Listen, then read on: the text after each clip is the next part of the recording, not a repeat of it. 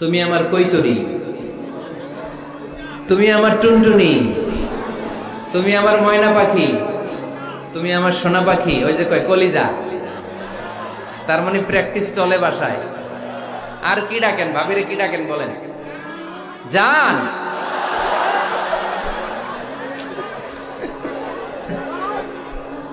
জান ডাকেন। আর ভাবি কি ডাকে আপনাদেরকে? বাবু। কি ডাকে? বাবু ডাকে। আর কি ডাকে? হ্যাঁ, বেবি। পোলাপান কত দুষ্ট দেখছেন, বেবি ডাকে নাকি? স্বামী স্ত্রীর মধ্যে এই সোহাগপূর্ণ, এই ভালোবাসাপূর্ণ এই ডাকাডাকিতে কোনো গুনাহ নাই, আছে সওয়াব। এগুলো দাম্পত্য জীবনকে সুখময় করে, ঠিক কি না? 20 বছর হয়ে গেছে এদের সংসার, একদিনও মুখ ফুটে বলতে পারে নাই তোমারে ভালোবাসি। পারছেন? হ্যাঁ, কে কে পারছেন? দেখে হাত তুলে। হাত অর্ধেক তুলে আবার নামায়, ভেজাল আছে, ঠিক কিনা? ভালোবাসি বলছিলেন? কারে বলছিলেন? ভাবিকে না গার্লফ্রেন্ডকে? হ্যাঁ, স্ত্রীকে বলবেন, নিজের স্ত্রীকে বলবেন আই লাভ ইউ। কি বলবেন? তো আমরা প্রথমে স্বামীর দায়িত্ব শুনবো। দাম্পত্য জীবনে স্বামীকে আল্লাহ তাআলা কি দায়িত্ব দিয়েছে, তারপর স্ত্রীকে আল্লাহ তাআলা কি দায়িত্ব দিয়েছে, এবং দুইজনের আবার কালেকটিভ সম্মিলিত কিছু দায়িত্ব আছে, এগুলো আমরা শুনবো। শুনতে রাজি আছেন তো? কষ্ট হচ্ছে আপনাদের? আচ্ছা, এই বাম দিকটা আমাকে কষ্ট দিয়েই যাচ্ছে, খালি আওয়াজ কথা। একটু থামছে আবার শুরু, কেন? আমার দিকে তাকান। আরেকজনকে থামতে বলছে কি আপনার? এই থামো থামো, এগুলো বলেন কেন? আপনি থামেন, তাই তো হয়ে গেল। হ্যাঁ, আবার আমার সাথে কথা বলেন, আপনি চুপ। তো প্রথমে আমরা সম্মিলিত দায়িত্বের কথা শুনবো। সম্মিলিতভাবে আল্লাহ স্বামী স্ত্রী দুইজনকে কিছু দায়িত্ব দিয়েছে, যে দায়িত্বটা দুইজনের উপরই বর্তায়। এরপরে শুনবো স্বামীকে আল্লাহ কিছু দায়িত্ব দিয়েছে, এটা শুনবো। এরপরে স্ত্রীকে কিছু দায়িত্ব দিয়েছে। আল্লাহর কসম, এই দায়িত্বগুলো যদি স্বামী স্ত্রী সম্মিলিতভাবে পালন করে, এক একটা ঘরকে আল্লাহ জান্নাতি পরিবার বানায় দিবে, সুখী সমৃদ্ধ জান্নাতি দম্পতি বানায় দিবে। এরকম দাম্পত্য জীবন, সুখময় দাম্পত্য জীবন আমাদের হোক। আমরা চাই কি চাই না? চাই। তাহলে আমরা প্রথমে আলাদা আলাদা দায়িত্ব শোনার আগে সম্মিলিত বা কালেকটিভ রেসপন্সিবিলিটি কি আছে, এই সম্মিলিত দায়িত্বগুলো শুনবো। স্বামী স্ত্রীর দুইজনের কাঁধেই বর্তায় এরকম প্রথম দায়িত্ব হচ্ছে স্যাক্রিফাইস। দাম্পত্য জীবনের আসল খেলাটা হচ্ছে স্যাক্রিফাইসের খেলা। কিসের খেলা? স্যাক্রিফাইস। এটা লাগবে আমার বোনেরা, অথবা যুবতী বোনেরা, অথবা রিসেন্টলি বিয়ে হয়েছে এরকম বোনেরা। আজকে তো এক ভাই এসে দোয়া চাইলো, হুজুর 3 দিন আগে বিয়ে হয়েছে আমার, একটু দোয়া করে দেন। তারপর যুবক ছেলেরা, তোমরা যারা বিয়ে করনি করবা, খেয়াল করে শোনো, এগুলো কাজে লাগবে। স্যাক্রিফাইসটা খুব জরুরি। স্যাক্রিফাইস ইজ দ্য কি of a successful happy couple life. একটা সুখী দাম্পত্য জীবনের আসল চাবি হচ্ছে স্যাক্রিফাইস। আওয়াজ করে বলতে হবে, চাবিটার নাম কি? স্যাক্রিফাইস করতে হবে, একটু মানিয়ে নেয়া, একে অপরকে বোঝা, একটু ভালোবাসা, একটু মানিয়ে চলা, এটার নাম হচ্ছে স্যাক্রিফাইস। একে অপরকে বোঝার চেষ্টা করা, একটু মানিয়ে চলার চেষ্টা করা, একটু ভালো লাগা, একটু ভালোবাসা, সুখ দুঃখ ভাগাভাগি করে মিলেমিশে একাকার হয়ে যাওয়া, এটার নামই দাম্পত্য জীবন, ঠিক কিনা? হ্যাঁ, এটার নামই দাম্পত্য জীবন। মিলেমিশে একাকার হয়ে যেতে হবে, স্যাক্রিফাইসের মানসিকতা অর্জন করতে হবে। একে অপরের দোষ ধরলে চলবে না, কারণ no one is perfect in this life. আপনি যে আপনার বউয়ের দোষ ধরতেছেন, আপনার দোষ নাই? কথা বলেন না কেন? আপনারও দোষ আছে না নাই? তো লিস্ট দুই ভাবে করা যায়, একটা হচ্ছে দোষের লিস্ট, আর একটা হচ্ছে গুণের লিস্ট। দোষের লিস্ট বাদ দিয়ে দেন। আপনার স্ত্রীর মধ্যে আল্লাহ তাআলা কি কি গুণ দিয়েছে, এই গুণগুলোর লিস্ট করুন, দোষের লিস্ট নয়। দাম্পত্য জীবনটাই এমন, কখনো ঝগড়া, কখনো হাসাহাসি, কখনো মেঘ, কখনো বৃষ্টি, আছে না নাই? হয় না এরকম? Ups and downs. মাঝে মাঝে একটু ঝগড়া, মাঝে মাঝে আবার ভালোবাসা, আবার খুনসুটি। এগুলো মিলেমিশে একাকার করে স্যাক্রিফাইস দিয়ে একে অপরকে জয় করে নিতে হয়। কারণ no one is perfect in this world. এই পৃথিবীতে কেউই পারফেক্ট না। আপনি আপনার বউয়ের দোষ খুঁজলে আপনারও দোষ আছে না নাই? কেউ দোষমুক্ত নয়। এজন্য দোষ না খুঁজে আমরা স্যাক্রিফাইস করব। দাম্পত্য জীবনের এটাকে সুখী সমৃদ্ধ করার এক নাম্বার চাবিকাঠি হচ্ছে স্যাক্রিফাইস। এইদিকে কয়েকটা হচ্ছে, এগুলো টান দেন, বসান বসান বসান বসান। এই যে লাল গেঞ্জি এটারে বসান, পিছনে সবুজ গেঞ্জি বসান, টাইনা বসান না, আমি বলছি বসান, টান দেন ওরে ধরে, টানেন সবাই মিলে টান দেন ওরে, হ্যাঁ বসান, হ্যাঁ ধাক্কা মারেন, সাবাস, হ্যাঁ ঠিক আছে। এই বসাইতে পারে না, লাল গেঞ্জি চলে যাইতেছে, ওরে ধরো, এই ঠিক আছে, বসছে ও, ঠিক আছে বসছে, ফাইন, আমার দিকে তাকান, বসে গেছে। কষ্ট পাইতেছেন আপনারা? হুজুর শেষ করে দেই তাইলে, হ্যাঁ শুনবেন তো? উঠা বসা কেন? সময় দিয়েছিলাম ওই সময় যান না কেন? পুরো বাংলাদেশটা এরকম ক্যাওস, কেউ নিয়ম মানতে চায় না, যেতে বলছি যায় না, এরপর কথা শুরু করছে, এখন ওঠা শুরু করছে। তো শৃঙ্খলা আপনি কোথায় কাজে লাগাবেন? এটা কোরআনের মাহফিল, এখানে নীতির কথা শোনানো হয়, তো এখানে যা চলবে সব নীতি মেনেই চালাতে হবে, ঠিক কিনা? অনিয়ম করতে পারবেন না আপনি। আর এখানে তো ওনারা স্বাধীনতা ঘোষণা করছে, আলাদা হয়ে যাবে না, আপনারা স্বাধীন হয়ে যান, হয়েছে? এদিকে তাকান। তাহলে সুখী দাম্পত্য জীবনের এক নাম্বার চাবির নাম কি? স্যাক্রিফাইস। চিল্লায় বলতে হবে, সেটা কি? তাহলে হাজব্যান্ড ওয়াইফ দুইজনই স্যাক্রিফাইস করবে। এই যে ভাই, আল্লাহর দোহাই লাগে, আল্লাহর দোহাই, এই দৌলতপুরের ব্যাপারে খুব খারাপ একটা ইমপ্রেশন নিয়ে আমি যাব আপনাদের কারণে। আপনারাই আপনাদের দৌলতপুরের বদনামের জন্য যথেষ্ট।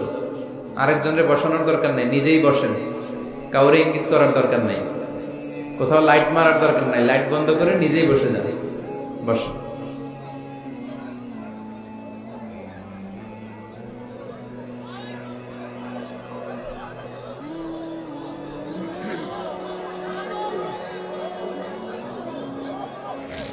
হ্যাঁ ঠিক আছে, এদিকে তাকান।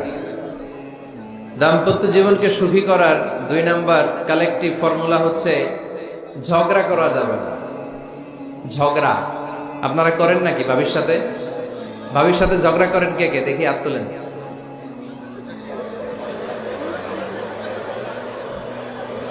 এইদিকে সব আল্লাহর ওলি, এরা ঝগড়া টগড়া করে না। আপনি করেন? এই সাহসী সন্তান আছে কিছু, মাশাআল্লাহ, ঠিক আছে, বেশি করেন না আবার। হ্যাঁ ঠিক আছে, ঠিক আছে, তোমরাও করো, বুঝছি, আপনারাও করেন, ওকে। না, ঝগড়া করা যাবে না। একজন ঝগড়া শুরু করলে আরেকজন চুপ থাকতে হবে। দুইজনই ঝগড়া করলে, দুইজন রেগে গেলে ঝামেলা আসরা নাই। স্বামী রেগে গেলে স্ত্রী চুপ, স্ত্রী কখনো রেগে গেলে স্বামী চুপ, দুইজনই রেগে গেলে তৃতীয় বিশ্বযুদ্ধ, ঠিক কিনা? এজন্য ঝগড়া করতে দেয়া যাবে না। কারণ এই ঝগড়া, সামান্য ঝগড়া থেকে এই ঝগড়া বাড়তে বাড়তে এটা বিচ্ছেদের দিকে গড়ায়, ডিভোর্স হয়ে যায়। এরকম কত কেস যে আমার কাছে আসে, কত কেস যে আমার কাছে আসে যে হুজুর ছোট্ট ঝগড়া থেকে আমাদের মধ্যে ঝগড়া বাড়তে বাড়তে ইগো প্রবলেমের কারণে বিচ্ছেদে গড়ায়। আর এই ঝগড়া একটু শুরু হলে ইবলিশ শয়তানের কাজ হচ্ছে পালে বাতাস দেয়। কি দেয়? পালে বাতাস পেলে এটা দাউ দাউ করে উঁচু হয়ে ওঠে। আগুনের মধ্যে যেমনি কেরোসিন ঢাললে দাউ দাউ করে জ্বলে, সামান্য ঝগড়ার ছোতা পেলে ইবলিশ শয়তান খালি দাউ দাউ করে এই ঝগড়ার আগুনকে জ্বালিয়ে দেয়, ঠিক কিনা? এজন্য ঝগড়া করবেন না, মেহেরবানি করে ঝগড়া শুরু করবেন না। যে কোনো মূল্যে এই ঝগড়াকে থামায় রাখতে হবে। তো ফ্যামিলিতে ঝগড়া অনেক সময় হয়ে যায়, কিন্তু একজন ঝগড়া করলে আরেকজন চুপ থাকতে হবে। ঝগড়া নিয়ে একটা মজার গল্প আছে, শুনবেন? বিশৃঙ্খলা ভোগ করলে তো গল্প শোনানো যাবে না, একেবারে চুপ। আমার দিকে তাকান, তাকিয়েছেন?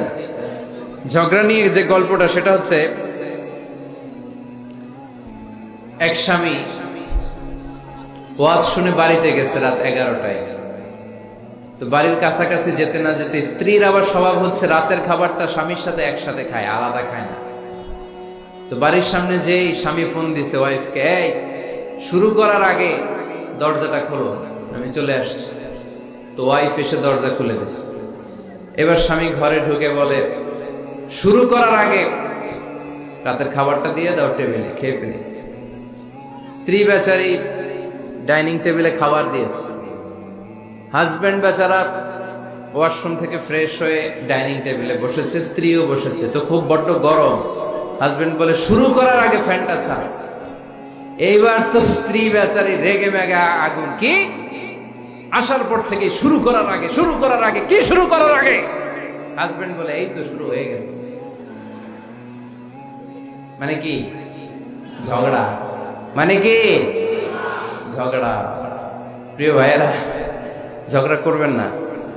স্বামী রেগে গেলে স্ত্রী চুপ থাকবেন, স্ত্রী রেগে গেলে স্বামী চুপ থাকবেন। কারণ সহিহ মুসলিমে এসেছে, ইন্না ইবলিসা ইয়াদাউ আরশাহু আলাল মা। ইবলিস শয়তান তার সিংহাসন গেড়েছে সাগরের উপর। কোথায়? ইবলিসের সিংহাসন কোথায়? সাগরের উপর। সুম্মা ইয়াবআসু সারায়াহু, সে প্রতিদিন সকালবেলা তার সাঙ্গপাঙ্গরে গোটা পৃথিবীতে পাঠায়, যা পৃথিবীতে ফাসাদ সৃষ্টি কর। ইবলিস যখন সাঙ্গপাঙ্গদেরকে গোটা পৃথিবীতে ছড়িয়ে দেয়, সারাদিন ধোকা দেওয়ার পরে, ওয়াসওয়াসা দেওয়ার পরে, রাত্রিবেলা ইবলিসের কাছে ফিরে আসে, এসে বলে, ও ইবলিস, আমি আজকে আল্লাহর বান্দাদেরকে দিয়ে মিথ্যা কথা বলিয়েছি। ইবলিস বলে, এটা তো কোনো ব্যাপারই না, এগুলাই তো তোদের কাজ। আরেক শয়তান বলে, আমি ওজনে কম দিয়েছি একজনের মাধ্যমে বাজারে। ইবলিস বলে, এটাও তেমন বড় কোনো কাজ নয়। আরেকজন বলে, আমি সুদের ডিলিংস করিয়েছি। ইবলিস বলে, এটাও কোনো কাজ নয়। আরেক শয়তান বলে, আমি মদের আড্ডাখানায় নিয়ে মসজিদে যেতে নিয়েছিল, সেখান থেকে সরিয়ে মদের আড্ডাখানায় আল্লাহর বান্দাদেরকে নিয়েছি। ইবলিস বলে, এইটাও তেমন বড় কোনো কাজ নয়। আরেক শয়তান এসে বলে, মা তারাকতুহু হাত্তা ফাররাকতু বাইনাহু ওয়া বাইনা ইমরাআতিহি, আমি এক আল্লাহর বান্দার সাথে বান্দির ঝগড়া লাগিয়ে ঝগড়া করাতে করাতে তালাক পর্যন্ত নিয়ে গিয়েছি। মা তারাকতুহু হাত্তা ফাররাকতু বাইনাহু ওয়া বাইনা ইমরাআতিহি, আমি এক ইমানদার পরিবারকে ধ্বংসের শেষ প্রান্তে নিয়ে গিয়েছি। সামান্য ঝগড়ার পরে আমি ওয়াসওয়াসা দিতে দিতে ঝগড়া বাড়াতে বাড়াতে তালাক পর্যন্ত নিয়েছি। ইবলিস বলে, শাবাশ, তুই তো কাজের মতো কাজ করেছিস, আমার কাছে আয়, আমার কাঁধে ওঠ। ইবলিস তখন ওই শয়তানকে কাঁধে নিয়ে নাচতে শুরু করে। নাউজুবিল্লাহ পড়বেন না? এজন্য ইমানদারদের সংসার ভেঙে খান খান হোক, এটা হলে ইবলিস খুশি, আর ইমানদারের পরিবার টিকে থাকলে আমার আল্লাহ খুশি। আমরা কার খুশি চাই? এজন্য শয়তানরে খুশি হতে দেয়া যাবে না। ইমানদারদের পরিবারগুলো ঝগড়ার মাধ্যমে ভেঙে যাক, সব সময় শয়তানের মিশন এটা। আর ইমানদারদের পরিবারগুলো টিকে থাক, এটা আমার আল্লাহ সব সময় চায়। সুবহানাল্লাহ পড়েন। এজন্য দৌলতপুরের ভাইরা, ঝগড়া করবেন না। ঝগড়া কিন্তু নবী রাসূলদের পরিবারেও ছিল, আল্লাহ রাসূল সাল্লাল্লাহু আলাইহি ওয়াসাল্লামের পরিবারেও ঝগড়া ছিল। এটা স্বাভাবিক, দাম্পত্য জীবনের খুব সিম্পল ইস্যু। একজন রাগ করলে আরেকজন থেমে যাবে। পারবেন? কি হলো, পারবেন না? আল্লাহর হাবিব সাল্লাল্লাহু আলাইহি ওয়াসাল্লামের সাথে আম্মা জান আয়েশার ঝগড়া হতো। মজার একটা হাদিস শুনেন, সহিহ বুখারীর হাদিস, মুসনাদে আহমদ ইবনে হাম্বলও এসেছে এই হাদিসটা। আম্মা জান আয়েশার সাথে ঝগড়ার পর আম্মা জান আয়েশাও রাগ, আল্লাহ রাসূল সাল্লাল্লাহু আলাইহি ওয়াসাল্লামও রাগ। এখন রাগ মিটানোর দরকার আছে না নাই? আল্লাহ রাসূল সাল্লাল্লাহু আলাইহি ওয়াসাল্লাম বললেন, আয়েশা চলো মিটমাট করে ফেলি। সুবহানাল্লাহ কইবেন না? চলো মিটমাট করি। তো কারে ডাকবো মিটমাটার জন্য? ওমর রে ডাকি। আম্মা জান আয়েশা বলে, না, ওমর গলিব, ওমর খুব মেজাজ ওয়ালা, আমার ডর লাগে। তোমার আব্বারে ডাকি। আব্বারে ডাকেন। আব্বারে ডাকেন। খুশি হয়ে গেছেন আম্মা জান আয়েশা রাদিয়াল্লাহু। আবু বকর রাদিয়াল্লাহু চলে আসলেন, দাঁড়ালেন। এবার বিষ্ণু সাল্লাল্লাহু আলাইহি ওয়াসাল্লাম বললেন, তাতাকাল্লিমিন আও আতাকাল্লাম, কি ঘটছে আমাদের মাঝে, তুমি বলবা না আমি বলবো? আম্মা জান আয়েশা বললেন, তাতাকাল্লামু আনতা ওয়ালা তাকুল ইল্লা হাক্কান, আপনিই বলেন, তবে সত্য ছাড়া মিথ্যা বলেন না। আবু বকর রাদিয়াল্লাহু তাআলা আনহু শুনে রেগে গেলেন, কি এ কেমন কথা তোমার? নবীকে উদ্দেশ্য করে তুমি বলছো সত্য ছাড়া মিথ্যা বলবেন না, নবী কখনো মিথ্যা বলবে নাকি? রেগে মেয়ের গায়ে মেরেছে এক চোর খেয়ে আম্মা জান আয়েশা উল্টে পড়ে গেলেন। সাইয়েদনা আবু বকর রাদিয়াল্লাহু তাআলা আনহু রেগে গড়গড় করতে লাগলেন, আবার মারার জন্য উদ্যত হলেন। আম্মা জান আয়েশা রাদিয়াল্লাহু তাআলা আনহু বাঁচার জন্য এবার বিশ্বনবীর পিছনে যে আশ্রয় নিলেন। সুবহানাল্লাহ পড়বেন না? বিশ্বনবী সাইয়েদনা আবু বকরের সামনে দুই হাত মেলে ভেবে দাঁড়িয়ে গেলেন। আল্লাহর হাবিব যখন আম্মা জান আয়েশাকে বাঁচানোর জন্য দুই হাত উঁচু করে দাঁড়িয়ে গেলেন, সাইয়েদনা আবু বকর থেমে গেলেন। সাইয়েদনা আবু বকর এই পরিস্থিতি দেখে ঘর থেকে বের হয়ে ঘরের বাইরে দাঁড়ালেন। এবার আল্লাহর রাসূল সাল্লাল্লাহু আলাইহি ওয়াসাল্লাম আম্মা জান আয়েশাকে তুললেন, বললেন ইয়া আয়েশা কাইফা রাআইতিনি আনকাসতুকি মিনার রাজুল, দেখলা নাকি কেমন করে আমি তোমার বাবার হাত থেকে তোমারে বাঁচালাম। আজকে আমি যদি সামনে দাঁড়িয়ে না বাঁচাতাম তোমার বাবা তোমারে একেবারে মেরেই ফেলতো। সুবহানাল্লাহ পড়ে। দেখছো আয়েশা, আমি বাঁচাইলাম তোমারে, আমার সাথে ঝগড়া করো আমি বাঁচাইলাম। এই কথা শুনে আম্মা জান আয়েশা রাদিয়াল্লাহু তাআলা লজ্জায় পড়ে হেসে দিলেন। সুবহানাল্লাহ পড়বেন না? এত আস্তে সুবহানাল্লাহ। লজ্জায় হেসে দিলেন। বিশ্বনবী সাল্লাল্লাহু আলাইহি ওয়াসাল্লাম এবার হেসে দিলেন। দুইজনের হাসাহাসি শুনে বাইরে থেকে আবু বকর রাদিয়াল্লাহু তাআলা আনহু হাসির আওয়াজ শুনে অবাক, কি রে এতক্ষণ যুদ্ধ এখন আবার হাসি? কেন হাসে দেখার জন্য সাইয়েদনা আবু বকর রাদিয়াল্লাহু তাআলা আনহু ঘরের ভেতরে ঢুকলেন। ঢুকে দেখেন আম্মা জান আয়েশাও হাসে, বিশ্বনবীও হাসে, সাইয়েদনা আবু বকর হেসে দিলেন। আরশের উপর থেকে খুশি হয়ে গেলেন কে? এবার সাইয়েদনা আবু বকর বলেন ইয়া রাসূলুল্লাহ ইয়া হাবিবাল্লাহ আশরিকানি ফি সিলমিকুমা কামা আশরাকতুমানি ফি হারবিকুমা। নবী গো, আপনাদের দুইজনের মধ্যে যুদ্ধ লাগলে যেমনি মিটমাট করার জন্য আপনি আমারে ডাকেন, আপনাদের এই আনন্দ গণ মুহূর্তগুলোতে শরীক হওয়ার জন্য মাঝে মাঝে আমারে ডাইকে। সুবহানাল্লাহ পড়ে। আপনাদের মধ্যে যুদ্ধ লাগলে সন্ধি করার জন্য যেমনি আমারে ডাকেন, আপনারা যখন আনন্দ ঘন পরিবেশ এরকম খুনসুটি করেন, হাসাহাসিতে মেতে ওঠেন, তখন একটু আমারে রাখেন। সুবহানাল্লাহ পড়বেন না? দেখেন আল্লাহ রাসূল সাল্লাল্লাহু আলাইহি ওয়াসাল্লাম পৃথিবীর সবচেয়ে শ্রেষ্ঠতম মানুষ, উনাদের পরিবারেও ঝগড়া হতো, কিন্তু এই ঝগড়া কোনোদিন তালাক পর্যন্ত গিয়েছে? কথা বলেন না কেন? আল্লাহর হাবিব সাল্লাল্লাহু আলাইহি ওয়াসাল্লাম তার কোন স্ত্রীকে তালাক দিয়েছেন? প্রায় আম্মা জান আয়েশার সাথে রাগারাগি হতো। আল্লাহর হাবিব সাল্লাল্লাহু আলাইহি ওয়াসাল্লাম বলতেন, আয়েশা কখন তুমি রেগে থাকো সেটাও আমি জানি, কখন তুমি আমার উপর খুশি থাকো সেটাও আমি জানি। ইয়া আয়েশা ইন্নী লা আ'লামু ইযা কুনতি আন্নী রাদিয়া ওয়া ইযা কুনতি আলাইয়া গাদবা। আয়েশা কখন রেগে থাকো তাও বুঝি, কখন খুশি থাকো তাও বুঝি। আম্মা জান আয়েশা বললেন ইয়া রাসূলুল্লাহ কেমনে বোঝেন? বিশ্বনবী বললেন তোমার দোয়ার বাক্যগুলো শুনো বুঝি। যখন তুমি আমার উপরে খুশি থাকো তখন দোয়ার সময় তুমি এভাবে বলো, রব্বি মুহাম্মদ, ও মুহাম্মাদের রব আপনি আমাদের সব গুনাহ মাফ করে দেন। আর যখন তুমি আমার উপর রেগে থাকো তখন তুমি মুনাজাতের সময় বলো, রব্বি ইব্রাহিম, ইব্রাহিমের রব আপনি আমাদেরকে ক্ষমা করে দেন। তার মানে যখন তুমি রেগে থাকো তখন দোয়ার সময় আমার নামটা মুখে নিতে চাও না। সুবহানাল্লাহ পড়েন। তখন তুমি দোয়ার সময় অন্য নবীর নাম নাও।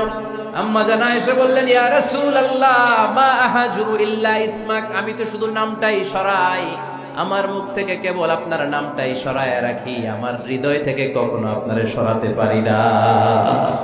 আমার হৃদয় জুড়ে আপনি, মা আহাজুরু ইল্লা ইসমাক, নবী হে আমি শুধু দোয়ার সময় রাগের মাথায় আপনার নামটা বাদ দেই, হৃদয় থেকে তো আপনারে বাদ দিতে পারি না। সুবহানাল্লাহ বলবেন না? তার মানে নবীদের ফ্যামিলি তো ঝগড়া এগুলো হতো, কিন্তু এটা তালাক পর্যন্ত গড়াতো না, ঠিক কিনা? তাহলে এখন থেকে আমাদের এই স্লোগান নিতে হবে, ঝগড়া করলেও আমরা ডিভোর্সের দিকে যাব না। পারা যাবে? আর একজন রেগে গেলে আরেকজনকে চুপ থাকতে হবে। ভাবি রেগে গেলে আপনি চুপ, পারবেন? পারবেন না? ইনশাআল্লাহ। এই যারা বিয়ে করে না এরা ইনশাআল্লাহ, আর বাকিরা চুপচাপ আওয়াজ করে। তাহলে প্রথমে ঝগড়া করা যাবে না। 3 নাম্বার, দাম্পত্য জীবনের কোনো গোপন কথা অন্যের কাছে শেয়ার করা যাবে না। হাদিসে এসেছে এটাকে বলা হয়েছে আ'যামুল আমানা, এটা সবচেয়ে বড় আমানত। যারা দাম্পত্য জীবনের একান্ত বিষয় কারোর সাথে শেয়ার করে তারা সবচেয়ে বড় কবিরা গুনাহ করে।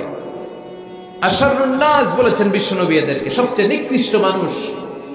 ইয়াউমাল কিয়ামাতি মানজিলাতান, আল্লাহর কাছে কিয়ামতের দিন সবচাইতে নিকৃষ্ট হয়ে দাঁড়াবে ওই দম্পতি, ওই নারী কিংবা ওই পুরুষ, তুফদি ইলা যাওজিহি ওয়া ইউফদি ইলা যাওজিহা সুম্মা ইউনশিরু সিররাহা। তারা একান্ত সময়ে ফিজিক্যাল ইন্টিমেসিতে যা করে এটা পরে মানুষের কাছে বলে বেড়ায়, এরকম আছে না নাই? খবরদার, এটা বড় কবিরা গুনাহ। অনেক বোনরা একসাথে হলে দাম্পত্য জীবনের বিভিন্ন গোপন বিষয় নিয়ে কথা বলে, আছে না নাই? অনেক পুরুষরা একে অপরের সাথে, বন্ধুদের সাথে বিভিন্ন বিষয় নিয়ে শেয়ার করে, এটা এমন ওইটা এমন, এগুলো বলা যাবে? আসিবাউ হারাম। দাম্পত্য জীবনের সব বিষয়, স্বামীর সব বিষয় স্ত্রীর কাছে আমানত, স্ত্রীর সব বিষয় স্বামীর কাছে আমানত রেখেছে কে? দাম্পত্য জীবনের এই প্রাইভেট লাইফের কোনো কিছু কিয়ামত পর্যন্ত অন্যের কাছে প্রকাশ করাকে হারাম ঘোষণা করে দিয়েছে কে? এজন্য খবরদার আমার বোনেরা, একসাথে মহিলারা হলে পেটের কথা পিঠের কথা সব বের করে দেয়, আসরা নাই কিছু থাকে না, সব বের হয়ে যায়। খবরদার, সব বললেও দাম্পত্য জীবনের কোনো কথা শেয়ার করা যাবে। আমার ভাইয়েরা খবরদার, আপনাদের দাম্পত্য জীবনের কোনো কথা আপনার বন্ধুর সাথে শেয়ার করতে পারবেন না। এগুলো ফ্যামিলির শান্তি নষ্ট করে, দাম্পত্য জীবনের সুখকে নষ্ট করে। তাহলে 3 নাম্বার, প্রাইভেসি বজায় রাখবেন, এটা দুজনেরই দায়িত্ব। 4 নাম্বার, অহেতুক সন্দেহ পরিহার করুন। অনেক স্ত্রী আছে হাজবেন্ডের খালি সন্দেহ করে, এই ওদিকে তাকাইলা কেন, ওই মেয়ের দিকে তাকাইলা কেন, মোবাইল দেখি, মোবাইল দাও, ফেসবুকের পাসওয়ার্ড দাও, ঢুকে দেখি মেসেঞ্জারে কার সাথে চ্যাট করছে, এই অফিসের ফাইল দেখি, এই এটা দেখি, এই তোমার ইনবক্স চেক করবো, এদিকে দাও, আছে না নাই?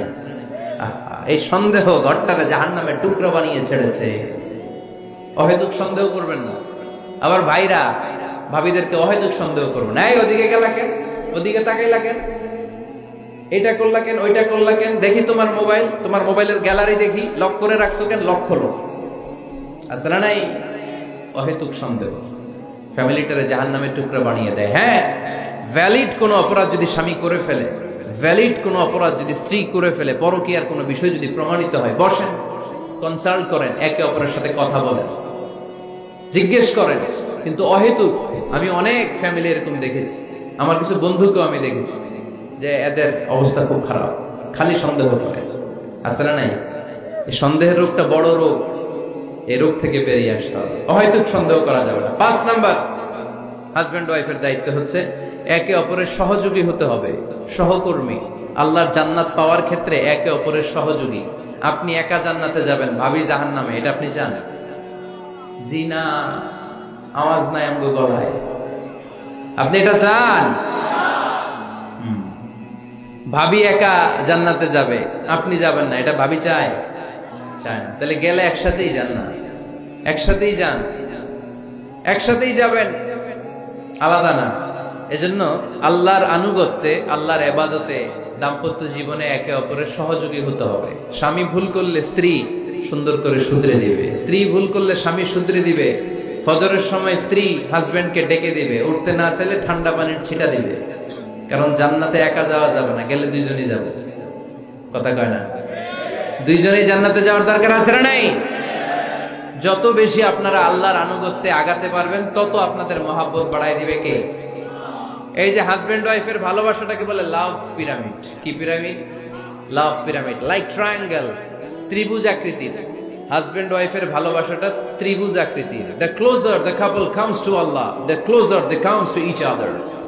হাজবেন্ড ওয়াইফ যত বেশি আল্লাহর কাছে যাবে, তারা নিজেরাও নিজেদের তত কাছে যাবে। হাজবেন্ড ওয়াইফ আল্লাহর সম্পর্ক থেকে যত দূরে সরে যাবে, তারা নিজেরাও নিজেদের থেকে তত দূরে সরে যাবে, ঠিক কিনা? ত্রিভুজ চিনেন আপনারা?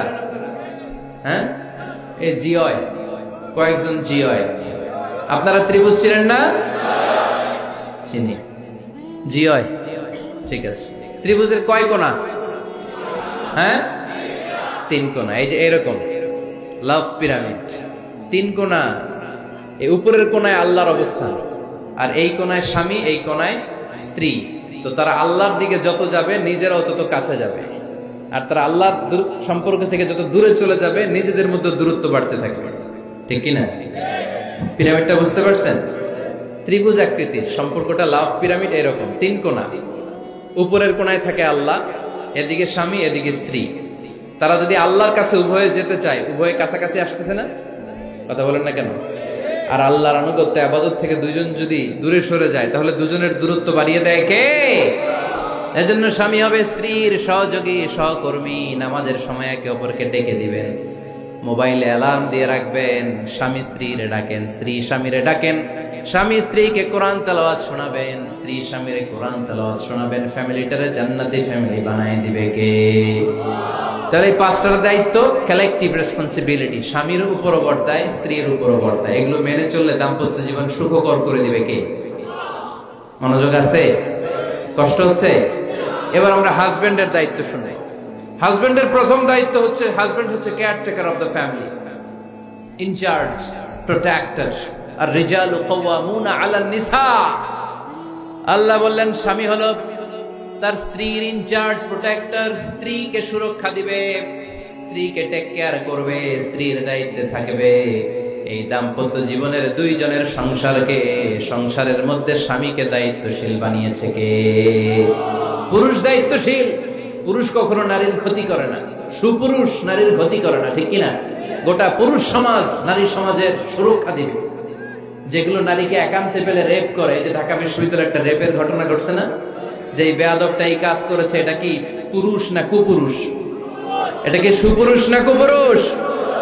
সুপুরুষ নারীর প্রোটেকশন দেয়, নারীর টেক কেয়ার করে, তার ইনচার্জ, তার দায়িত্বশীল। দাম্পত্য জীবনে অর্থনৈতিক যত দায় দায়িত্ব আছে সব আল্লাহ তাআলা পুরুষের কাঁধে দিয়েছে। কার কাঁধে? এই দাম্পত্য লাইফে নারীর কোন অর্থনৈতিক দায় দায়িত্ব নারীর কাঁধে আল্লাহ দেয় নাই।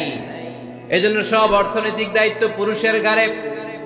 4টা অর্থনৈতিক দায়িত্ব আছে। পুরুষ নারীকে মহারণা দিবে, পুরুষ নারীকে খাবারের ব্যবস্থা করবে, পুরুষ নারীকে পোশাকের ব্যবস্থা করবে, পুরুষ নারীর জন্য রেসিডেন্সিয়াল ব্যবস্থা করবে, ঠিক কিনা? ওয়াতুন নিসা সাদকাতিহিন্না নিহলা ফাইন তিবনা লাকুম আন শাইইম মিনহু নাফসান ফাকুলুহু হানিআম মারিআ। সুবহানাল্লাহ পড়ে। সব স্বামীদেরকে আল্লাহ ডেকে বললেন, ও স্বামীরা শোনো শোনো, বিয়ের পর সাথে সাথে স্ত্রীর কাছে তুমি মোহরানা আদায় করে দাও। মোহর দেয়া নফল নাকি ফরজ? জোরে বলেন। তোমরা কি দাও? সিলটি পুলা মোহরানা দাও? হ্যাঁ, মোহরানা দিতায় নাকি যৌতুক খাইতা? খিতা করতা? হ্যাঁ, কি দিব?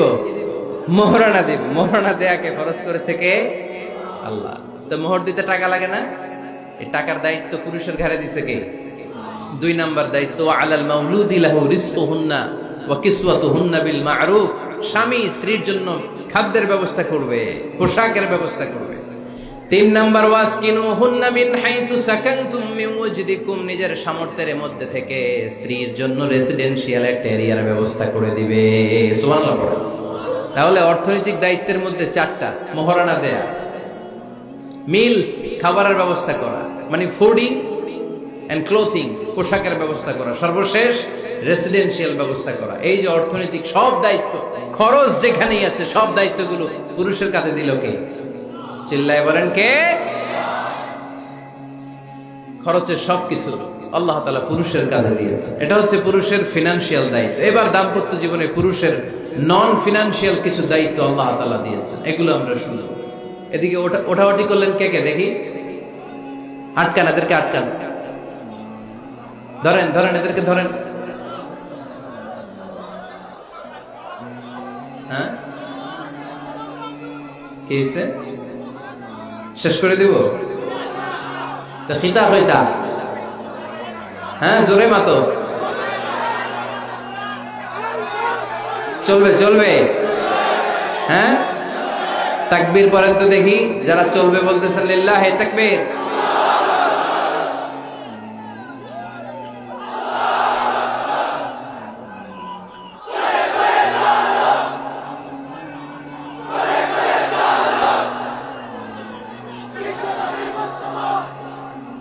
মাশাআল্লাহ মাশাআল্লাহ। এবার দাম্পত্য জীবনে নন ফিনান্সিয়াল পুরুষের যে দায়িত্ব আছে সেটা আমরা শুনবো। 1 নাম্বার দায়িত্ব হচ্ছে স্বামীর উচিত স্ত্রীর সাথে ভালো আচরণ করা। ভালো আচরণ করেন তো আপনারা? জি হয়। এই শুধু উনি করে, বাকিরা খিতা কর্তা, মারামারি কর্তা নেই, খিতা কর্তা। হ্যাঁ, সালাম দিবেন, স্ত্রীকে কি দিবেন? আল্লাহ বললেন, ওয়া আশিরুহুন্না বিল মা'রুফ। স্ত্রীর সাথে কোমল ভাষায়, ভালো শব্দে, ভালো বাক্যে ভালো কথা বলো। স্ত্রীর সাথে খারাপ আচরণ করো না। স্ত্রীকে দেখলে তুমি মুচকি হাসি দাও। অনেক স্বামী আছে কখনো স্ত্রীকে দেখলে মুচকি হাসি দেয় না, চেহারাটা বাংলা পাসের মতো এরকম করে রাখে। আছে না নাই? দৌলতপুরের লোকের অবশ্য অনেক ভালো, এই যে সবার মুখে হাসি, মুচকি হাসি। হাসেন তো, মুচকি হাসি দেন তো একটা। আওয়াজ করলে মুচকি হাসি হয় নাকি? এটা মুচকি হাসি, দাঁত দেখা যাবে না, সাউন্ড হবে না, শুধু এখানে একটু একটা এক চিলতে হাসির একটা ঝলক করবে, এটা বলে মুচকি হাসি। কানা রাসূলুল্লাহ সাল্লাল্লাহু আলাইহি ওয়াসাল্লাম আকসারু তাবাসসুমান, আল্লাহর হাবিব সাল্লাল্লাহু আলাইহি ওয়াসাল্লাম সব সময় মুচকি হাসতেন। অনেকে আছে চেহারা গোমরা করে রাখে, জীবনেও হাসে না, এরকম আছে না নাই? দেখছেন এরকম আছে? এলাকায় তো নাই না? আছে। হাসবেন, হাসবেন। মুচকি হাসতে পয়সা লাগে না, পয়সা লাগে? এজন্য হাসবেন। আল্লাহর হাবিব সাল্লাল্লাহু আলাইহি ওয়াসাল্লাম বলেছেন ফাস্তাউসু বিন-নিসাই খায়রা, নারীর সাথে ভালো আচরণ করো। নারীদেরকে বাঁকা পাঁজরের হাড় দিয়ে তৈরি করা হয়েছে। এই হাড়কে সোজা করতে গেলে ভেঙে যাবে, রেখে দিলে বাঁকাই থেকে যাবে। তো কি করতে হবে? ফাস্তাউসু বিন-নিসাই খায়রা, কোমল আচরণ করো। আবার আল্লাহর হাবিব সাল্লাল্লাহু আলাইহি ওয়াসাল্লাম বললেন রিফকাম বিল কাওয়ারিদ, নারীদেরকে কাচের তৈজসপত্র বাসনের সাথে, গ্লাসের সাথে আল্লাহর হাবিব সাল্লাল্লাহু আলাইহি ওয়াসাল্লাম তুলনা করলেন। কাচের তৈজসপত্র, কাচের গ্লাস, কাচের প্লেট যেমনি আস্তে তুলতে হয়, আস্তে রাখতে হয়, নারীদের সাথে এরকম কোমল আচরণ করার আদেশ দিয়েছে কে? কাচের গ্লাস, তৈজসপত্র, জগ কিভাবে রাখেন আপনারা? খুব জোরে এরকম ধপাস করে নাকি? উঠানোর সময় ধপাস করে উঠান? খুব স্মুথলি এটা ধরতে হয়, স্মুথলি এটা রাখতে হয়। তেমনি নারীদের সাথেও স্মুথলি আচরণ করবেন। নারীদেরকে যত আপনি কোমল মোলায়েম ভাষায় কথা বলতে পারবেন, তারা তত আপনার কথা শুনবে। যত সুন্দর সুন্দর কথা, নারীকে, স্ত্রীকে বলবেন তুমি আমার সব, তুমি আমার কৈতরি,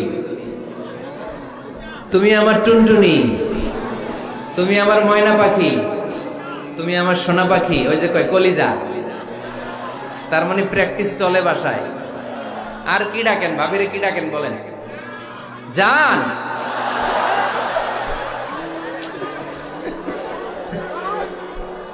জান ডাকেন। আর ভাবি কি ডাকে আপনাদেরকে? বাবু। কি ডাকে? বাবু ডাকে। আর কি ডাকে? হ্যাঁ, বেবি। পোলাপান কত দুষ্ট দেখছেন, বেবি ডাকে নাকি? স্বামী স্ত্রীর মধ্যে এই সোহাগপূর্ণ, এই ভালোবাসাপূর্ণ এই ডাকাডাকিতে কোনো গুনাহ নাই, আছে সওয়াব। এগুলো দাম্পত্য জীবনকে সুখময় করে, ঠিক কি না? তাহলে স্ত্রীদের সাথে কোমল আচরণ করতে হবে, 1 নাম্বার দায়িত্ব। 2 নাম্বার দায়িত্ব, স্ত্রীর সেক্সুয়াল ডিজায়ারকে ফুলফিল করতে হবে। সেনসিটিভ, যেগুলো ব্যাখ্যা করে বোঝানো কঠিন। আপনারা বুঝবেন যারা ম্যাচিউরড, মোর দেন 18 ইয়ার্স, যারা 18 প্লাস যাদের বয়স, সেক্সুয়াল ডিজায়ার ফুলফিল করা হাদিসে এসেছে, এটা স্বামীর দায়িত্ব। ফিজিক্যাল ইন্টিমেসির সময় নিজের ডিজায়ার ফুলফিল হলেই কুইট না করা, সময় দেয়া, এটা আবশ্যক। এই বিষয়েও প্রত্যেক স্বামীর খেয়াল রাখা দরকার। সংক্ষেপে শেষ করে দিলাম। 3 নাম্বার, স্ত্রীর ব্যক্তিগত বৈধ কাজে স্বাধীনতা দিতে হবে স্বামীর। অনেক স্বামী এই ছোট্ট বিষয় নিয়ে মারামারি লাগায় ফেলে ঘরে। স্ত্রীর ব্যক্তিগত বৈধ যে চয়েস, এটাতে আপনি স্বাধীনতা দিবেন। স্ত্রীর মনে চায় রান্না বান্না শিখতে, আপনি বললেন তুমি কম্পিউটার শিখো, কিলাকিলি আছে না নাই? স্ত্রীর মনে চায় কাঁথা সেলাই শিখতে, নকশি কাঁথা, আপনি বললেন না তুমি ল্যাঙ্গুয়েজ শিখো, ঝামেলা আছে না নাই? না, আপনি একটা ইন্ডিভিজুয়াল, আপনার স্ত্রী আর একটা ইন্ডিভিজুয়াল, প্রত্যেকের আলাদা ব্যক্তিগত রুচি, চাহিদা, মতামতের গুরুত্ব আছে না নাই? এজন্য প্রত্যেক স্বামীর উচিত স্ত্রীর বৈধ ব্যক্তিগত যে কাজ, অবৈধগুলা না। আবার স্ত্রী বললো যে জি বাংলা দেখবো, তুমি একটা টিভি নিয়ে আসো, আনা যাবে? কথা বলেন। স্ত্রী বললো চলো পহেলা বৈশাখে আমরা নাচানাচি করব তুমি আর আমি মিলে, এটা মানা যাবে না। স্ত্রীর ব্যক্তিগত বৈধ কাজের স্বাধীনতা দেয়া।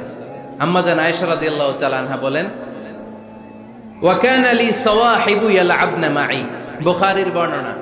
আমি যখন আল্লাহর হাবিব সাল্লাল্লাহু আলাইহি ওয়াসাল্লামের বাড়িতে বউ হয়ে আসলাম, আমার কিছু খেলার সাথী ছিল। আমি কাপড় দিয়ে পুতুল বানাতাম আর ঘোড়া বানাতাম, এগুলো দিয়ে খেলতাম। আমার সাথীরা আসলে রাসূল সাল্লাল্লাহু আলাইহি ওয়াসাল্লাম ঘরের পর্দা নামিয়ে দিয়ে আমার জন্য ঘরটা ছেড়ে দিত। সুবহানাল্লাহ কইতে বললেন না? আল্লাহর হাবিব সাল্লাল্লাহু আলাইহি ওয়াসাল্লাম কখনো বলতেন না আয়েশা তোমার বান্ধবীরা যেন ঘরে না আসে, কখনো বলতেন না আয়েশা আমি নবী মানুষ, তুমি নবীর বউ, তুমি কেন পুতুল দিয়ে খেলো, তুমি যেন কাপড় দিয়ে পুতুল বানাও, কেন ঘোড়া বানাও, এগুলো বন্ধ করো। কোনদিন বিশ্বনবী আম্মা জান আয়েশা রাদিয়াল্লাহু তাআলা আনহার পুতুল খেলায় বাধা দেন নাই, সাথীদের সাথে খেলাধুলায় কখনো বাধা দেন নাই। সুবহানাল্লাহ পড়ে। ছোট্ট মেয়েদের জন্য কাপড়ের পুতুল দিয়ে খেলাধুলা করা এটা জায়েজ, কারণ ছোট্ট মেয়েরা দেখবেন পুতুল বানায়, এটারে দুধ খাওয়ায়, এটার জন্য রান্না করে, এটার গোসল করায়। এটাকে ছোট্ট মেয়েদের জন্য পুতুল খেলা জায়েজ রাখা হয়েছে এজন্য, কারণ তারাই কিছুদিন হবে এই প্রজন্মের মা। তাদের সন্তানদেরকে কেমন করে লালন পালন করবে তার একটা প্র্যাকটিস খেলার ছলেই ছোটবেলায় হয়ে যায়। সুবহানাল্লাহ পড়েন। এজন্য 3 নম্বর দায়িত্ব স্ত্রীর ব্যক্তিগত হালাল যে কাজগুলো আছে তার ব্যক্তিগত এই ভালো কাজগুলোতে আপনার স্বাধীনতা দিতে হবে, বাধা দেয়া যাবে না। 4 নম্বর দায়িত্ব স্ত্রীর প্রশংসা করবেন। কি করবেন? প্রশংসা। আমরা খালি দোষ খুঁজি, তোমার রান্না ভালো না, তোমার চেহারা ভালো না, তোমার বাপ ভালো না, তোর মা ভালো না, তোর 14 গোষ্ঠী খারাপ, আছে না নাই? তো এই বেডি আপনার ভালোবাসবে? এই বেডি তো আজীবন আপনার বদনাম করবে, ঠিক কিনা? কোনদিন তারে আপনি প্রশংসা করলেন না, প্রশংসা করবেন। স্ত্রীর চেহারার প্রশংসা করেন, যে তুমি সুন্দর, তুমি সুন্দরী, এরকম বলেন, খুশি হবে না? হ্যাঁ, তুমি সুন্দর তাই চেয়ে থাকি, সে কি মোর অপরাধ? কোনো অপরাধ নাই, ইচ্ছা মতো গাইতে থাকেন স্ত্রীর শানে গান, সব আসারা নাই। তবে শুধু স্ত্রীকে শোনানো যাবে, ভাবিরে শোনানো যাবে, শালীরে শোনানো যাবে, পাশের বাড়ির কাউরে শোনানো যাবে? দেখেন ইসলাম কত চেক এন্ড ব্যালেন্স। স্ত্রীকে আপনি গান শোনান, কোনো গুনাহ নাই, আছে শুধু সওয়াব। তাহলে 4 নম্বর পয়েন্ট হচ্ছে এপ্রিসিয়েশন। সারাদিন এই মহিলাটা ফজরের পর থেকে উঠে ঘর গুছায়, মশারিগুলো খোলে, বিছানা পরিষ্কার করে, বাচ্চাদেরকে ক্লিন করে, স্কুলের টিফিন রেডি করে দেয়, বাচ্চাদেরকে স্কুলে যেতে দেয়, আপনার জন্য খাবার রেডি করে, কাপড় ধোয়, ঘরের সবাইকে দেখভাল করে। একদিনও আপনি তার এপ্রিসিয়েশন করলেন? এরকম ডাকাইত স্বামী আছে না নাই? দৌলতপুরে নাই, এখানে সব ভালো। এপ্রিসিয়েট করবেন। আমরা ভুলে যাই, একটা থ্যাঙ্কস দিতে ভুলে যাই, একটা জাযাকিল্লাহ, আল্লাহ তোমাকে জাযা দেখ, এটাও বলি না। বউ তুমি অনেক কষ্ট করেছো, তুমি অনেক দিক সামলাও, আমি আর কয়টা সামলাই, তুমিই তো দেখো, একদিনও বলে না, আছে না নাই?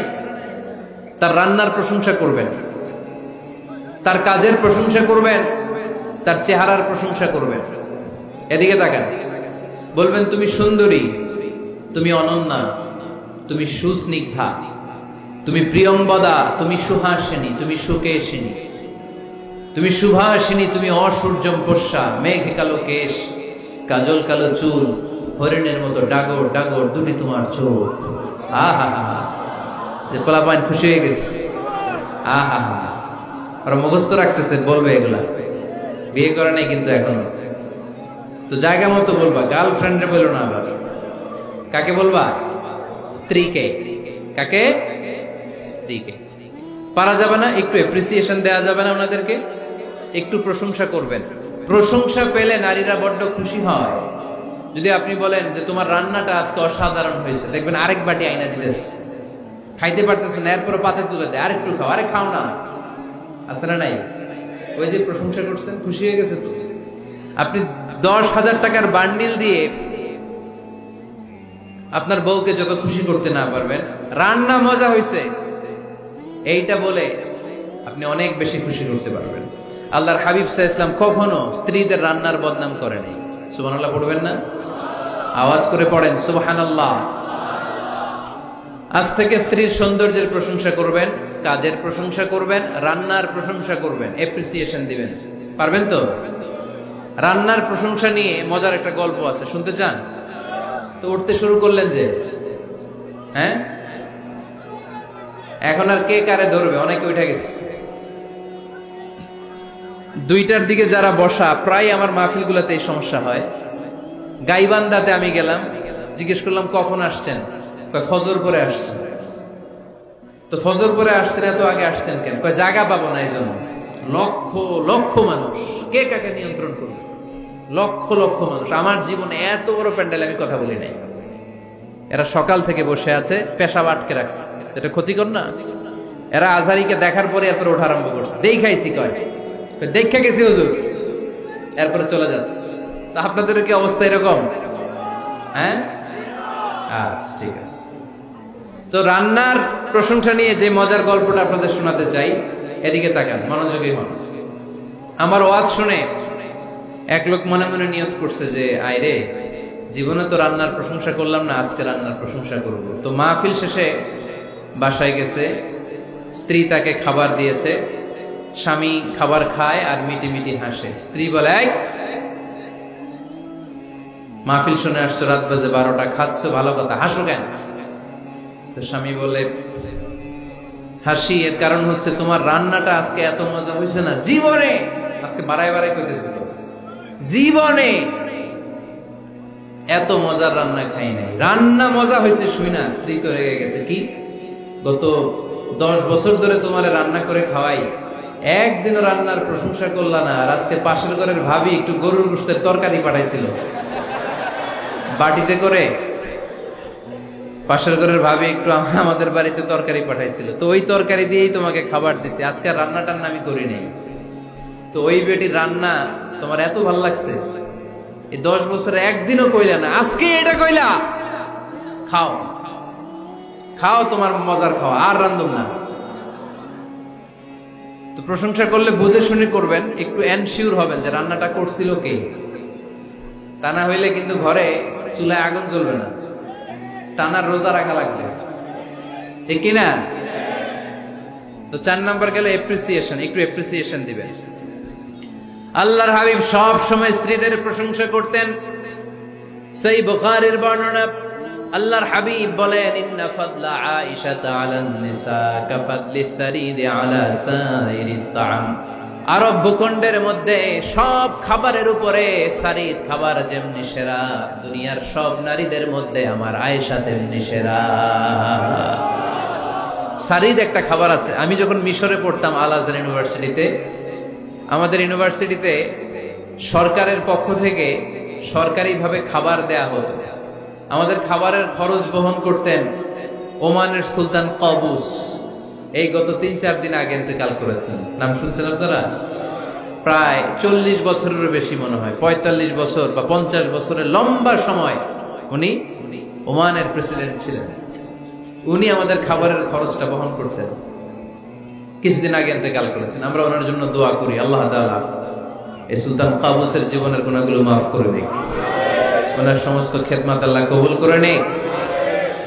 তো আমাদের আল আজহার ইউনিভার্সিটির হোস্টেলে ঈদের দিন একটা খাবার দিত, এটার নাম ছিল সারিদ। রুটি আর গোশত এগুলোকে ম্যাশড করে একটা স্তর বানাতো, এটা কেটে কেটে আমাদেরকে দিত, এটাকে বলে সারিদ। আরব দেশে সবচেয়ে দামি খাবার। আমাদের দেশে যেমনি পোলাও, গরুর রেজালা, রোস্ট, এগুলো খুব উন্নত খাবার ধরা হয়, বিয়েতে সার্ভ করা হয়। আরব দেশে ওইটাকে বলে সারিদ, শ্রেষ্ঠ খাবার। আল্লাহর হাবিব বললেন, সব খাবারের মধ্যে যেমনি সারিদ সেরা, নারীকুলের মধ্যে তেমনি আমার আয়েশা সেরা। দেখেন কেমনে এপ্রিসিয়েট করতেন। আম্মা জান আয়েশাকে তিনি সব সময় আদর করে হামায়রা বলে ডাকতেন। হামায়রা মানে লাল সুন্দরী বউ। কি সুন্দরী? আম্মা জান আয়েশা রেগে গেলে গাল দুটো আনার ফলের মতো লাল হয়ে যেত, এজন্য ডাকতেন, ও আমার লাল সুন্দরী বউ। সুবহানাল্লাহ কইতে পারলেন না? আবার আম্মাজান খাদিজাতুল কুবরা তাহেরা রাদিয়াল্লাহু তাআলা আনহার ব্যাপারে বলতেন, ইন্নী ক্বাদ রুজিকতু হুব্বাহা। সহিহ মুসলিমের বর্ণনায় তিনি বলতেন, খাদিজার ভালোবাসা আল্লাহ তাআলা আমার হৃদয়ে রিজিক হিসেবে দিয়েছে। আওয়াজ করে পড়েন আল্লাহু আকবার। তো এইজন্য এপ্রিসিয়েট করবেন। 5 নাম্বার হচ্ছে আপনার ভালোবাসা স্ত্রীকে প্রকাশ করুন। এক ছাদের নিচে আজীবন বসবাস, 20 বছর হয়ে গেছে এদের সংসার, একদিনও মুখ ফুটে বলতে পারে নাই তোমারে ভালোবাসি। পারছেন? হ্যাঁ, কে কে পারছেন? দেখি হাত তুলে। হাত অর্ধেক তুলে আবার নামায়, ভেজাল আছে, ঠিক কিনা? ভালোবাসি বলছিলেন? কারে বলছিলেন? ভাবিকে না গার্লফ্রেন্ডকে? হ্যাঁ, স্ত্রীকে বলবেন, নিজের স্ত্রীকে বলবেন আই লাভ ইউ। কি বলবেন? কথা বুঝে না বোধহয়। কি বলবেন? সবাই বলেন, কি বলবেন? মুরব্বী একজনও কয় না, কয় এতদিন কইছি না, অহনো কম না। বলবেন, ভালোবাসা প্রকাশ করবেন। স্ত্রীরা এটা খুব চায়, স্বামীর পক্ষ থেকে এই খুনসুটিগুলো খুব পছন্দ করে। আপনি আজকে যে বলেন, দেখবেন ফ্যামিলির সুখ বাড়তে শুরু করছে। সুনানে তিরমিজির বর্ণনা দেখেন, বিশ্বনবী যে আই লাভ ইউ বলতো, তার দলিল শুনেন। সাহাবারা জিজ্ঞেস করলেন, ইয়া রাসূলুল্লাহ, মান আহাব্বুন নাসি ইলাইক, ও নবী, কারে সবচেয়ে বেশি ভালোবাসেন? Who do you love the most? নবী, কাকে সবচেয়ে বেশি লাভ করেন আপনি? সাহাবারা প্রশ্ন করলেন, ইয়া রাসূলুল্লাহ, কাকে লাভ করেন বেশি? আল্লাহর হাবিব সাল্লাল্লাহু আলাইহি ওয়াসাল্লাম বললেন, আয়েশা। আয়েশা রে, সুবহানাল্লাহ কবেন না? সাহাবারা বললেন, ওমিনার রিজাল, পুরুষদের মধ্যে কারে বেশি পছন্দ করেন? বিশ্বনবী বললেন, আবুহা, আয়েশার বাবারে। সাইয়েদনা আয়েশা রাদিয়াল্লাহু তাআলা আনহার বাবার নাম কি? আবু বকর। কি নাম? আবু বকর। আল্লাহর হাবিব সাল্লাল্লাহু আলাইহি ওয়াসাল্লাম বললেন, সবচেয়ে বেশি লাভ করি আয়েশাকে। সাহাবারা বললেন, ওমিনার রিজাল, পুরুষদের মধ্যে কারে বেশি লাভ করেন? আল্লাহর হাবিব সাল্লাল্লাহু আলাইহি ওয়াসাল্লাম বললেন, আয়েশার বাবারে। সুবহানাল্লাহ পড়ে। আম্মা জান আয়েশাকে বিশ্বনবী এত ভালোবাসতেন। আম্মা জান আয়েশা পেয়ালার যেইখানে ঠোঁট লাগিয়ে দুধ পান করতেন, বিশ্বনবী পেয়ালার ওই জায়গাটা খুঁজে খুঁজে ওই জায়গায় ঠোঁট লাগিয়ে দুধ পান করতেন। আম্মা জান আয়েশা রাদিয়াল্লাহু তাআলা আনহা গোশত খেয়ে হাড্ডি চষে হাড্ডিটা রেখে দিলে বিশ্বনবী আম্মা জান আয়েশার চষা হাড্ডিটা মুখে নিয়ে আবার চষতে শুরু করে দিতেন। পড়েন সুবহানাল্লাহ। দুইজন একসাথে এক বালতি থেকে পানি নিয়ে গোসল করতেন। পড়েন আল্লাহু আকবার। তাহলে এভাবে ভালোবাসা প্রকাশ করতে পারবেন তো? 6 নাম্বার স্বামীর দায়িত্ব হচ্ছে গৃহস্থলী ছোটখাটো যে কাজ আছে এই কাজগুলোতে হেল্প করা। আমরা অনেক সময় এগুলোর লজ্জা মনে করি। আল্লাহর হাবিব সাল্লাল্লাহু আলাইহি ওয়াসাল্লাম আমাদের মডেল। আল্লাহর হাবিব সাল্লাল্লাহু আলাইহি ওয়াসাল্লাম ঘরের কাজে সাহায্য করতেন। আপনারা এইভাবে ওঠা শুরু করলেন? হ্যাঁ, বউকা বসেন বসেন বসেন, শেষ করে দিচ্ছি, আর 10 মিনিট বসেন। আল্লাহর হাবিব সাল্লাল্লাহু আলাইহি সাল্লাম ঘরের কাজে সাহায্য করতেন।